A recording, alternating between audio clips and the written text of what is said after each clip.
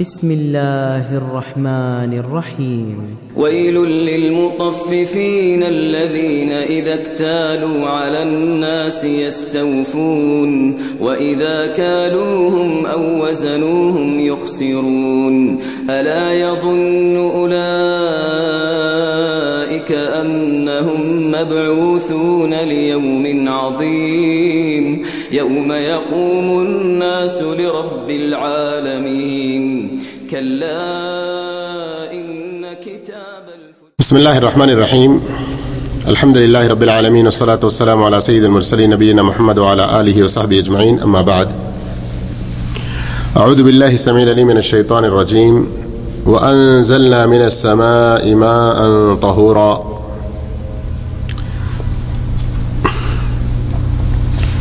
సోదరులారా ఈరోజు మనం అల్లాహ్ యొక్క దయ వల్ల అపరిశుభ్రత అశుద్ధము అనే దాని కింద ఏ విషయాలు వస్తాయి, వాటిని శుభ్రపరిచే ఇస్లామీయ పద్ధతులు ఏమిటి అనే శీర్షికపై ఖురాన్ హదీస్ ఆధారంగా కొన్ని విషయాలు తెలుసుకుందాము. అయితే సామాన్యంగా మలమూత్రం ఇవి అపరిశుభ్రమన్న విషయంలో ఎలాంటి సందేహం ఎవరికి ఉండదు. ప్రవక్త సల్లల్లాహు అలైహి వసల్లం ఒక సందర్భంలో మస్జిద్లో ఉన్నారు, కొందరు సహాబాలు కూడా ఉన్నారు. మస్జిద్లోని ఒక పక్కన వచ్చేసి ఒక వ్యక్తి మస్జిద్ పక్కన వచ్చేసి అక్కడ మూత్రం పోసాడు. మూత్రం పోయడం మొదలుపెట్టాడు. సహాబాలు సహచరులు అతన్ని బెదిరించారు. కానీ ప్రవక్త సల్లల్లాహు అలైహి వసల్లం ఎంతో హుందాతనంగా ఓపిక సహనంతో ఆయనను తన అవసరం పూర్తి చేయనివ్వండి, అతన్ని గద్దించకండి, బెదిరించకండి అని సహాబాలకు బోధ చేసి ఆ తర్వాత సహాబాలకు ఆదేశించారు. ఏమని? ఒక నీళ్ళ బొక్కెన తీసుకొచ్చి ఆ నీళ్లు ఆ చోట పడేసేయండి అని. ఆ నీళ్లు అక్కడ పడేయడం ద్వారా ఆ స్థలం ఏదైతే మూత్రం పోయడం వల్ల అది మలినంగా అపరిశుభ్రంగా అయిందో ఈ నీళ్లు పోయడం ద్వారా శుభ్రమైపోతుంది అని. ఈ హదీస్ సహీ బుఖారీలో ఉంది, హదీస్ నంబర్ 821. ఇంకా వేరే హదీస్ గ్రంథాల్లో కూడా ఉంది. ఇంకా మరొక హదీస్ ప్రవక్త సల్లల్లాహు అలైహి వసల్లం గారి ద్వారా సునన్ అబీ దావుద్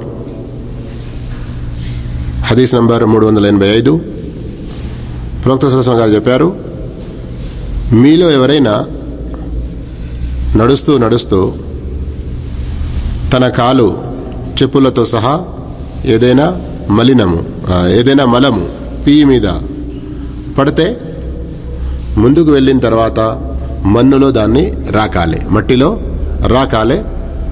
ఆ విధంగా ఆ చెప్పు లేక కాలు ఆ మలంలో పీలో పడినందుకు ఏదైతే అపరిశుభ్రంగా అయిందో తర్వాత మట్టిలో రాకడం ద్వారా శుభ్రంగా అయిపోతుంది. ఈ రెండు హదీసుల ద్వారా మనకు తెలిసిన విషయం ఏంటి?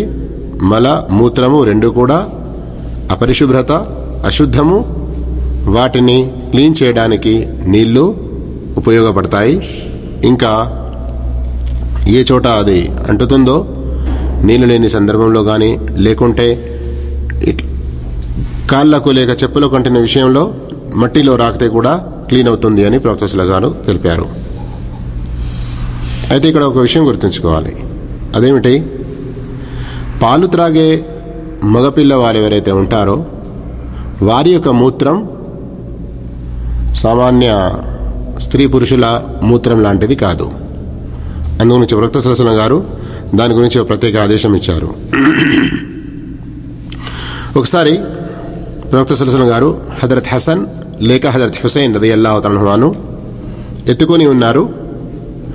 ప్రవక్త గారి ఛాతిపై ఆ పిల్లవాడు మూత్రం పోసాడు.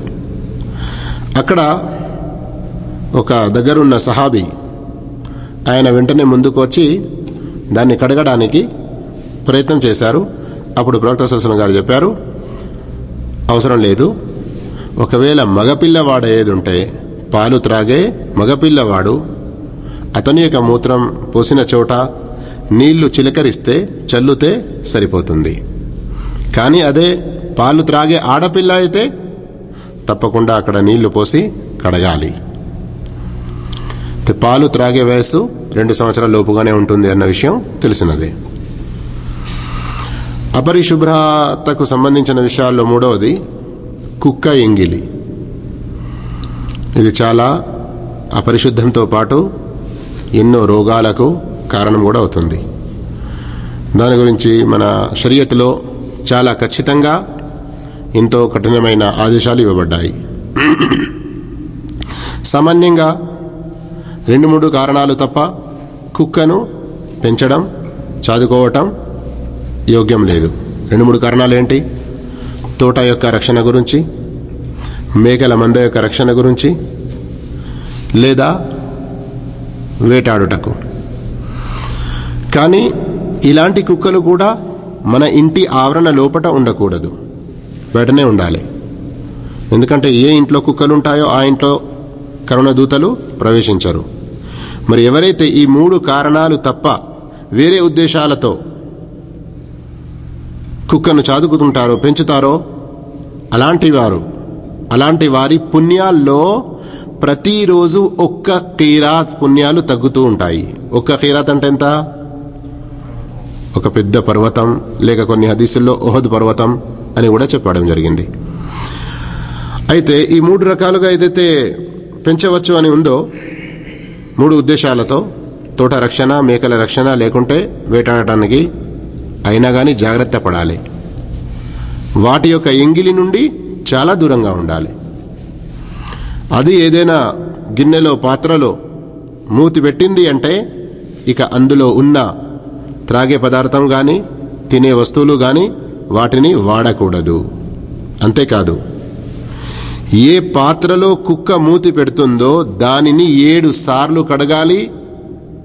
మొదటిసారి మట్టితో కడగాలి అని ప్రవక్త సల్లల్లాహు అలైహి వసల్లం గారు ఆదేశించారు. హజరత్ అబూ హురైరా రదియల్లాహు అన్హు గారి ఉల్లేఖన ముస్లిం షరీఫ్లో ఉంది. హదీస్ నంబర్ 279. తహూరు ఇనాయ అహదికుం ఇదా వలగ ఫీహిల్ కల్బు అన్ యగ్సిలహు 7 మర్రాతిన్ ఊలాహున్న బిత్తురాబ్. ఏదైనా పాత్రలో కుక్క మూతి వేసింది అంటే దానిని శుభ్రపరచటానికి చేయవలసిన కార్యం ఏమిటంటే ఆ వ్యక్తి దానిని 7 సార్లు కడగాలి. మొదటిసారి మట్టితో కడగాలి. ఈ ఆదేశాన్నే పూర్తి చేయాలి. అలాగే పేడ లేక పెండ సామాన్యంగా మన వద్ద అయితే ఈ పెండ మన దగ్గర దాన్ని ఎండబెడతారు కూడా, పొయ్యిలో కాల్చడానికి లేక వేరే కొన్ని ఉద్దేశాలతో. ఏమంటారు దాన్ని ఎండిన తర్వాత?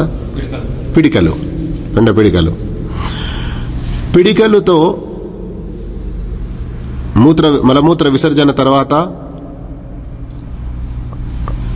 పరిశుభ్రత కొరకు నీళ్లు లేనప్పుడు రాయి, బండ గిట్లా ఉపయోగించవచ్చు కదా. కానీ నీళ్ల పిడక కూడా గట్టిగానే ఉంటుంది కదా, నీళ్లను పీల్చే శక్తి దాంట్లో ఉంటుంది కదా అన్న ఉద్దేశంతో దాన్ని వాడరాదు. హజరత్ అబ్దుల్లా బిన్ మస్ఊద్ రదియల్లాహు తఆలా అన్హు ఒకసారి ప్రవక్త సల్లల్లాహు అలైహి వసల్లం గారు వింటున్నారు. ప్రవక్త గారికి తన అవసరం తీర్చుకోవడానికి మల విసర్జన కొరకు బయటికి వెళ్ళే అవసరం పడింది.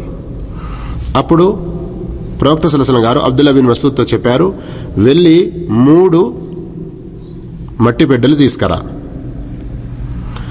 ఇబ్న్ మస్ఊద్ రదియల్లాహు తను వెళ్ళారు, వెనుకలాడారు. ఆయన అంటున్నారు, నాకు 2 మట్టి బిడ్డలు దొరికాయి. వెనుకలాడినప్పటికీ కూడా 3వ మట్టి బిడ్డ దొరకలేదు.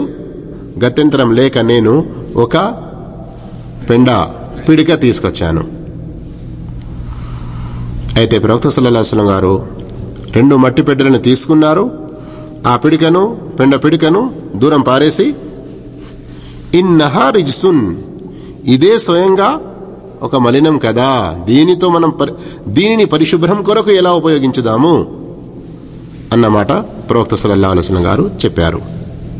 అయితే పిడికలను పరిశుభ్రత కొరకు మలమూత్ర విసర్జన తర్వాత శుభ్రం చేసుకోవడానికి ఉపయోగించరాదు అని తెలిసింది. కానీ మన వద్ద సామాన్యంగా మన హైందవులు మరి కొందరు ముస్లింలు కూడా పెండతో అలుకు చల్లుతారు, పెండను కలిపి. అయితే అలుకు చల్లిన పెండ అలుకు చల్లిన ఆ ప్రదేశంలో నమాజు చేయవచ్చా?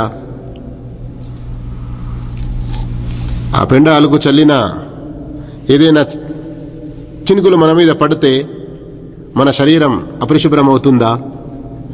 ఈ విషయంలో ధర్మవేత్తల మధ్య భేదాభిప్రాయం ఉంది. అయితే సామాన్యంగా ఫిక్హ్ హంబలియా మరియు మాలికియాలో వాళ్ళు ఏమంటారు, పెండ అలుకు చల్లిన చోట కానీ లేకుంటే అది మనపై పడినా కానీ, అలాగే ఏ జంతువులనైతే మనం తింటామో మేక, ఆవు, ఒంటె ఇలాంటి తినడానికి యోగ్యమైన పశువులు ఏవైతే ఉన్నాయో వాటి మలమూత్రము పరిశుభ్రతనే, అవి అపరిశుభ్రము కాదు అని కొందరు పండితులు చెప్తారు. ఏంటి వారి దగ్గర ఆధారం, దలీల్ ఏంటి? ఒకసారి ఉరైనా అన్న వంశానికి చెందిన కొందరు మనుషులు ప్రవక్త సల్లల్లాహు అలైహి వసల్లం వారి వద్దకు వచ్చారు. మదీనాలో కొద్ది రోజులు ఉన్నారు, కానీ అక్కడి వాతావరణం వారికి పడలేదు, వారి ఆరోగ్యం చెడిపోయింది. అయితే ప్రవక్త సల్లల్లాహు అలైహి వసల్లం వారికి ఏం ఆదేశించారు, ఒంటెల దొడ్డిలో వెళ్ళి అక్కడే పక్కన ఉండి ఒంటెల పాలు త్రాగండి, ఒంటెల మూత్రం కూడా తాగండి అని ప్రవక్త సల్లల్లాహు అలైహి వసల్లం గారు ఆదేశించారు. మరి ఒంటెల మూత్రంలో ఔషధం, చికిత్స అనేది ఉన్నదా అన్న విషయం సైంటిఫిక్ పరంగా ఈరోజు రుజువై ఉన్నది. దానికి సంబంధించిన ఎన్నో వీడియోలు కూడా ఉన్నాయి, ఎన్నో చర్చలు కూడా ఉన్నాయి, ఎన్నో పుస్తకాలు కూడా ఉన్నాయి, అది వేరే విషయం. ప్రవక్త సల్లల్లాహు అలైహి వసల్లం గారు వారికి ఈ ఆదేశం ఇచ్చారు. ఈ హదీస్ బుఖారీలో 1501, ముస్లిం షరీఫ్లో 1671లో ఉంది. ఈ హదీస్తోని వాళ్ళు మూత్రం త్రాగడానికి అనుమతించినప్పుడు అది ఎలా అపరిశుభ్రం అవుతుంది? పరిశుభ్రమే అని వారు ఈ విషయాన్ని చెబుతున్నారు. మరొక హదీస్తో కూడా వారు తమ యొక్క నిదర్శనం, ఆధారం చూపుతారు. అదేమిటి? ఒకసారి ఒక వ్యక్తి వచ్చి ప్రవక్త సల్లల్లాహు అలైహి వసల్లం గారిని అడిగారు, ప్రవక్త, మేకల కొట్టులో, మేకల కొట్టం, మేకలనేది ఎక్కడైతే ఉంచుతారో అందులో నమాజ్ చేయవచ్చా అని. ప్రవక్త సల్లల్లాహు అలైహి వసల్లం చేయవచ్చు అని సమాధానం చెప్పారు. అయితే ఒంటెల కొట్టంలో చదవచ్చా? ఒంటెలు ఎక్కడైతే కట్టి ఉంటాయో అక్కడ చదవచ్చా అని అంటే లేదు అని ప్రవక్త సల్లల్లాహు అలైహి వసల్లం గారు చెప్పారు. అయితే మేకల కొట్టంలో నమాజ్ చదవచ్చు అని ఏదైతే ప్రవక్త సల్లల్లాహు అలైహి వసల్లం గారు చెప్పారో ఆ హదీసు మూలంగా మేకలు ఎక్కడైతే కట్టి ఉంటాయో ఆ స్థలం శుభ్రంగా ఉంటుందని ఎలా చెప్పగలుగుతాము? మలమూత్రాలు అవి చేస్తూనే ఉంటాయి. కానీ ఎవరైతే యోగ్యమున్న పశువుల మలమూత్రం పరిశుభ్రం అని అన్నారో వారు ఈ హదీసుల ద్వారా తమ యొక్క ఈ విషయాన్ని సిద్ధాంతీకరించారు. ఇక ఫిక్హ్ షాఫియా మరియు ఫిక్హ్ హనఫియాలో ఉంది, ఏ పశువులైనా కానీ అవి మనం తిన్నా తినకపోయినా అన్నిటి మలమూత్రములు అపరిశుభ్రం. ఎందుకు? వారు ఒక హదీస్ ఇంతకుముందు ఏదైతే మనం తెలుసుకున్నామో ముస్లిం షరీఫ్లో ఉంది 360, మేకల కొట్టంలో చదవచ్చు కానీ ఒంటెల కొట్టంలో చదవరాదు అని ఏదైతే ప్రవక్త చెప్పారో ఆ ఒంటెల కొట్టంలో చదవరాదు అని ప్రవక్త చెప్పారు కదా, దానితో వారు ఒంటెల మలమూత్రం కానీ ఇంకా వేరే పశువుల మలమూత్రం కానీ అపరిశుభ్రం అని అంటారు. ఏది ఏమైనా కానీ ఈ పండితుల మధ్యలో చిన్న భేదాభిప్రాయం ఉంది. ఈ భేదాభిప్రాయం వల్ల మనము కొట్లాడుకొని వేరుపడే అవసరం లేదు. ఎవరికి ఏ హదీస్ ప్రమాణంగా ఏర్పడుతుందో దాని ప్రకారం ఆచరించుకుంటే అల్హమ్దులిల్లా ఎలాంటి జగడాలు, ఎలాంటి కొట్లాటలు ఉండవు. ఐదో విషయం, మనం 4 విషయాలు విన్నాం ఇంతవరకు. మలమూత్రము, కుక్క ఎంగిలి, ఇంకా పెండ. ఐదో విషయం బహిష్టు రక్తం. స్త్రీలకు సామాన్యంగా ఏదైతే నెలవారి బహిష్టు అవుతుందో ఆ బహిష్టు రక్తం కూడా అపరిశుభ్రమే. ఎందుకంటే ప్రవక్త సల్లల్లాహు అలైహి వసల్లం గారికి ఒక స్త్రీ ఖౌలా బిన్త్ యసార్ రదియల్లాహు తన్హా గారు వచ్చారు. ప్రవక్త, నా వద్ద ఒకే ఒక వస్త్రం ఉంది, వేరే బట్ట నా దగ్గర లేదు. అయితే ఎప్పుడైనా నేను అదే బట్టలో అదే వస్త్రంలో నాకు బహిష్టు వచ్చినప్పుడు నేనేం చేయాలి అని అడిగితే ప్రవక్త సల్లల్లాహు అలైహి వసల్లం గారు చెప్పారు, బహిష్టు రక్తం నీ బట్టలో ఎక్కడైతే అంటుతుందో దాన్ని కడగాలి. అప్పుడు ఆమె అడిగారు, ప్రవక్త, దాన్ని కడిగిన తర్వాత కూడా ఒక్కసారి దాని మరకలు ఉంటాయి.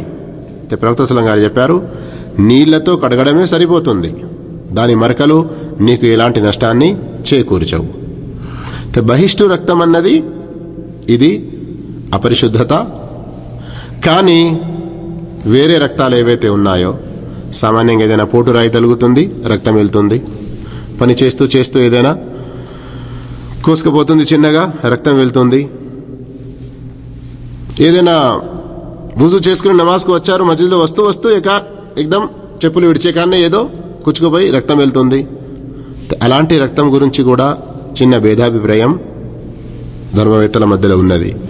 కానీ ఆ రక్తం అపరిశుద్ధత అనడానికి ఎలాంటి సహీ హదీస్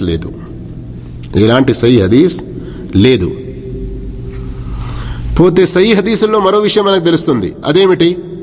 అబూ దావూద్లో ఉంది, హదీస్ నంబర్ 193 సహీ హదీస్లో. ప్రవక్త సల్లల్లాహు అలైహి వసల్లం గారు ఒకసారి ఒక యుద్ధం నుండి తిరిగి వస్తున్న సందర్భంలో ఒక చోట విడిది చేశారు. అక్కడ రాత్రి ఎవరు కాపలాదారునిగా ఉండి మేల్కొని ఉండి చూస్తూ ఉంటారు మనల్ని అంటే 2 సహాబీలు తయారయ్యారు. మేమిద్దరము మేల్కొని ఉంటాము, ఎవరు శత్రువు మనపై దాడి చేయకుండా చూస్తూ ఉంటాము. కొంతసేపటి వరకు 2 ఉన్నారు. ఆ తర్వాత 2 అనుకున్నారు, కొంతసేపు నేను పడుకుంటాను, నువ్వు మేల్కొని ఉండు, ఆ తర్వాత నువ్వు కొంచెం విశ్రాంతి తీసుకో, నేను మేల్కొని ఉంటాను. ఇక్కడి పరిస్థితిని చూస్తే 2 మేల్కొని ఉండే అవసరం ఏర్పడతలేదు. ఆ సందర్భంలో ఏమైంది? ఆ మేల్కొని ఉన్న వ్యక్తి ఏం ఆలోచించాడు? నేను ఉత్తుత్తగా ఎందుకు మేల్కొని ఉండాలి, అదే నమాజ్ చేసుకుని ఉంటే నాకు ఇంకా ఎక్కువ పుణ్యం దొరుకుద్ది కదా ఆలోచించి నమాజ్ చేయడం మొదలుపెట్టాడు.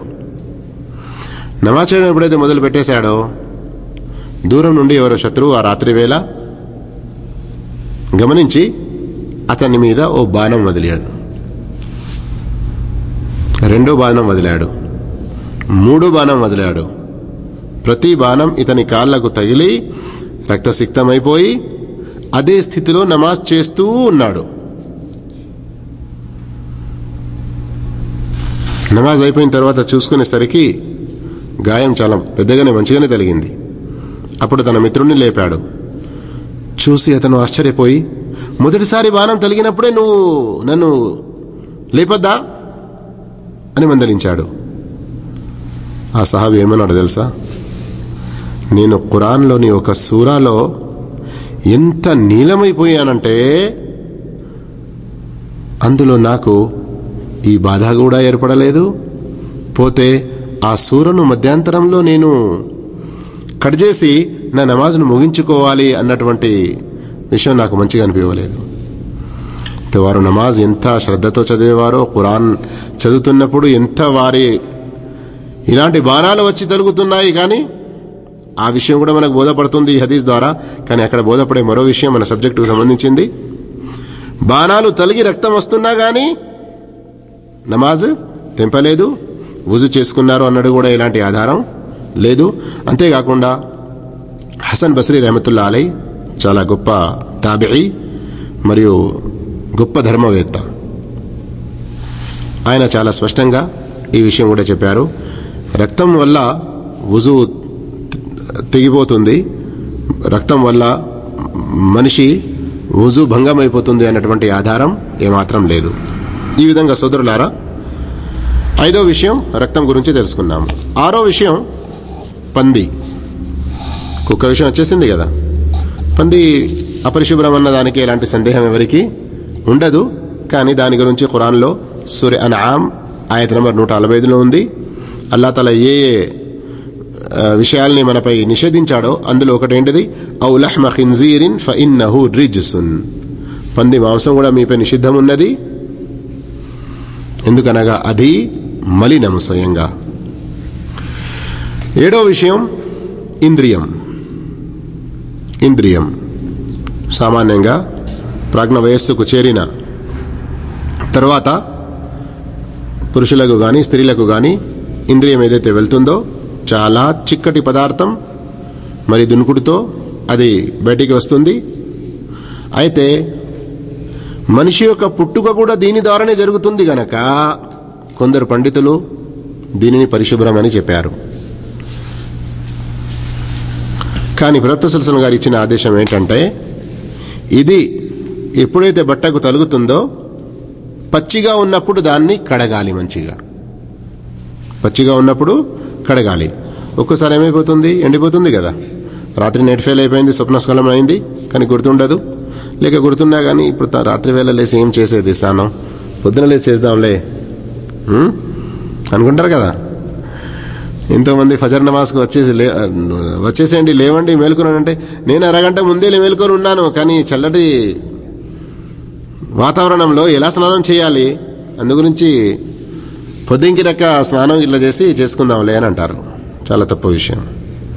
స్నానం విధిగా అవుతుంది. మని వెళ్ళడం వల్ల, ఇంద్రియం వెళ్ళడం వల్ల స్నానం తప్పనిసరిగా చేయాలి. మరియు ఫజర్ నమాజ్ దాని మూలంగా వెనుక చేయరాదు.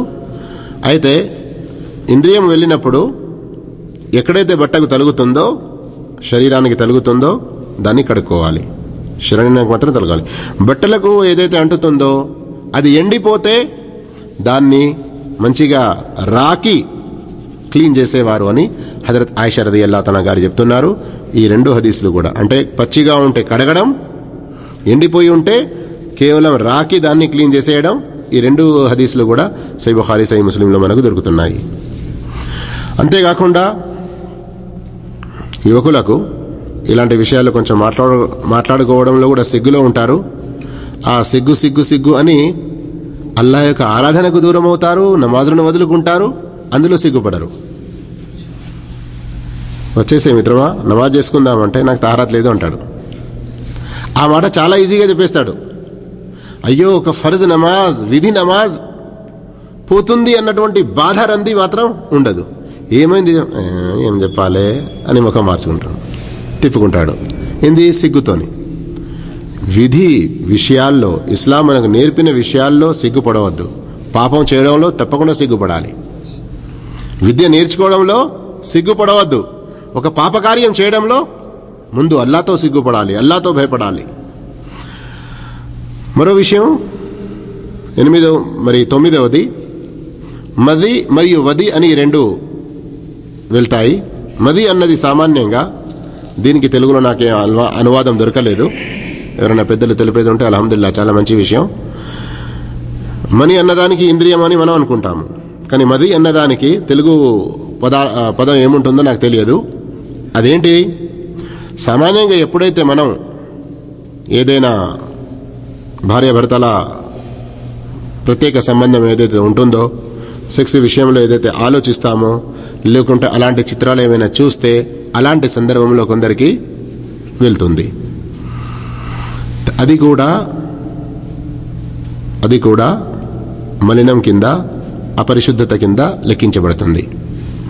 సహల్ బిన్ హనీఫ్ రదియల్లాహు తఆలా అన్హు ఉల్లేఖించారు, నాకు ఎక్కువగా మది వెళ్తుండడం వల్ల మాటిమాటికి స్నానం చేయడం చాలా కష్టంగా ఉండేది. ఒకసారి నేను ప్రవక్త సల్లల్లాహు అలైహి వసల్లం గారితో దీని గురించి ప్రస్తావించాను. అప్పుడు ప్రవక్త సల్లల్లాహు అలైహి వసల్లం చెప్పారు, నీవు కేవలం వుజు చేసుకుంటే సరిపోయేది, దాని గురించి స్నానం చేసే అవసరం ఏమాత్రం లేదు. అయితే వెంటనే ఆయన అడిగారు, అయితే ప్రవక్త మరి నా బట్టల విషయం ఏంటి, ఎక్కడైతే ఈ మది అంటుతుందో? అయితే ప్రవక్త సల్లల్లాహు అలైహి వసల్లం గారు చెప్పారు, ఆ విషయంలో కూడా కేవలం నీళ్లు నీవు అక్కడ చల్లుతే, చిలకరిస్తే ఆ ప్రదేశం అనేది, ఆ బట్టలో అంత మాత్రం స్థలం అనేది పరిశుభ్రమైపోతుంది అని. ఈ హదీస్ సహీ అబూ దావూద్లో ఉన్నది, హదీస్ నంబర్ 190. అలాగే వది అని ఏదైతే నేను చెప్పానో, ఇది సామాన్యంగా కొందరికి మూత్రానికి ముందు లేక మూత్రం చేయడానికి తర్వాత కొన్ని జిగటగల పదార్థం అనేటి పడుతూ ఉంటుంది. అయితే వది అన్నది ఏదైతే ఇంతకుముందు చెప్పుకున్నామో అందులో కొంచెం దుర్వాసన ఉంటుంది. కానీ ఈ వది అన్నది ఏదైతే ఉంటుందో దీంట్లో దుర్వాసన అనేది అంతగా ఉండదు, కానీ కొంచెం జిగటగల అనేది కొంచెం ఉంటుంది, మదిలో ఇంకా ఎక్కువగా ఉంటుంది. అయితే ఇది కూడా అపరిశుభ్రం. ఇది అంటిన చోట కడుక్కోవాలి, దీనివల్ల వుజు తప్పనిసరి. ఈ విషయాలు అపరిశుభ్రత విషయాల్లో లెక్కించబడతాయి. ఆ తర్వాత 10వ విషయం, మృతి చెందిన పశువులు. అల్లాహ్ తఆలా మనకు కొన్ని పశువులను, జంతువులను, పక్షులను తినటకు యోగ్యం చేశాడు కదా. అవి ఒకవేళ అవే చనిపోతే అవి నిషిద్ధం కింద వస్తాయి, వాటిని మనం ఉపయోగించరాదు, తినరాదు. కానీ ఆ విషయం ఖురాన్లో 4 చోట్ల ఖురాన్లో ఉన్నది, ఇంకా హదీసులో కూడా ఎంతో వివరంగా ఉన్నది. హుర్రిమత్ అలైకుముల్ మైత, చనిపోయినది మీ కొరకు నిషిద్ధమున్నది అని. కానీ ఈ చనిపోయిన వాటిలో 2 విషయాలు ప్రవక్త సల్లల్లాహు అలైహి వసల్లం గారు మనకు యోగ్యపరిచారు. ఒకటి చాప, రెండవది ఏంటండి? జరాద్, టిడ్డి. అల్లాహు అక్బర్. మిడతలు. సామాన్యంగా ఇవి మన ఏరియాలో ఉంటాయి, ప్రత్యేకంగా ఇవి కొన్ని ప్రాంతాల్లో ఉంటాయి.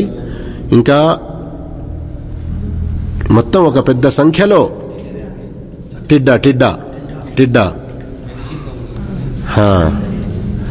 టిడ్డా. ఒక్కోసారి